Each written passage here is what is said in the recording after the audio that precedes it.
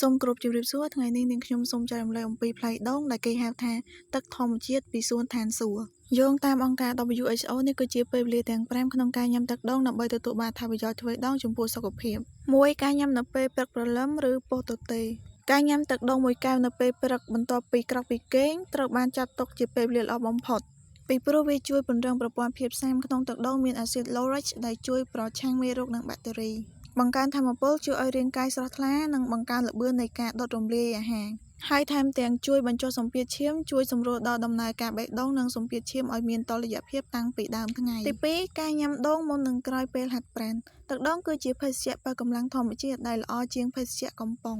ការញ៉ាំទឹកដូងមុនហាត់ប្រាណជួយផ្ដល់ជាតិទឹកនិងថាមពលដល់សាច់ដុំការញ៉ាំទឹកដូងក្រោយហាត់ប្រាណជួយបំពេញជាតិទឹកអេឡិចត្រូលីតដែលបាត់បង់តាមរយៈញើសនិងជួយកាត់បន្ថយការនឿយហត់បានយ៉ាងរហ័សទី3ការញ៉ាំទឹកដូងមុនពេលញ៉ាំអាហារ30នាទីប្រសិនបើអ្នកចង់គ្រប់គ្រងទម្ងន់ការញ៉ាំទឹកដូងមុនបាយគឺជាបច្ចេកទេសដ៏ល្អបំផុតដោយសារវាជួយឲ្យឆាប់ឆ្អែតទឹកដូងមានជាតិកាឡូរីទាបនិងគ្មានជាតិខ្លាញ់ដែលជួយឲ្យអ្នកញ៉ាំអាហារបានតិចជាងមុនព្រមទាំងជំនួយដល់ការរំលាយអាហារជួយឲ្យក្រពះដំណើរការបានរលូននិងការពារការហាមពោះក្រោយពេលញ៉ាំបាយទី4ការញ៉ាំដូងមុនពេលចូលគេងការញ៉ាំទឹកដូងក្នុងបរិមាណសមល្មមមុនពេលចូលគេងអាចជួយដល់សុខភាពផ្លូវចិត្តរបស់អ្នកទឹកដូងជួយតាមរយៈកាត់បន្ថយ stress ដោយក្លិននិងសារធាតុចិញ្ចឹមក្នុងទឹកដូងជួយឲ្យអារម្មណ៍ធូរស្រាលនិងកាត់បន្ថយការថប់បារម្ភហើយវាជួយលាងជម្រះជាតិពុលជួយឲ្យតម្រងនោមធ្វើការបានល្អក្នុងការបណ្តេញជាតិពុលចេញពីរាងកាយនៅពេលយប់ទី5ការញ៉ាំទឹកដូងពេលកំពុងមានបញ្ហាសុខភាពដូចជា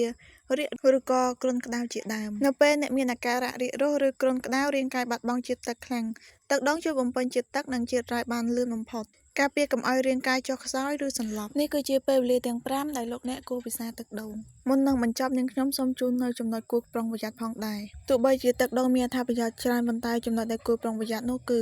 កុំញ៉ាំច្រើនហួសប្រមាណដោយសារតែក្នុងទឹកដូងវាមានជាតិប៉ូតាស្យូមខ្ពស់ដែលអាចប៉ះពាល់ដល់អ្នកមានជំងឺត្រង់នោមហើយមួយទៀតអ្នកដែលមានសម្ពាធឈាមទាបគួរប្រុងប្រយ័ត្នព្រោះទឹកដូងមានប្រសិទ្ធភាពក្នុងការបញ្ចុះសម្ពាធឈាមនេះគឺជាអត្ថប្រយោជន៍និងចំណុចដែលគួរប្រុងប្រយ័ត្នរបស់ផ្លែដូងសូមថែរក្សាសុខភាពដោយការញ៉ាំត្រឹមត្រូវបើអ្នកចូលចិត្តព័ត៌មានបែបនេះសូមចុច follow ដើម្បីទទួលបានវីដេអូថ្មីៗបន្ថែមទៀតសូមអរគុណ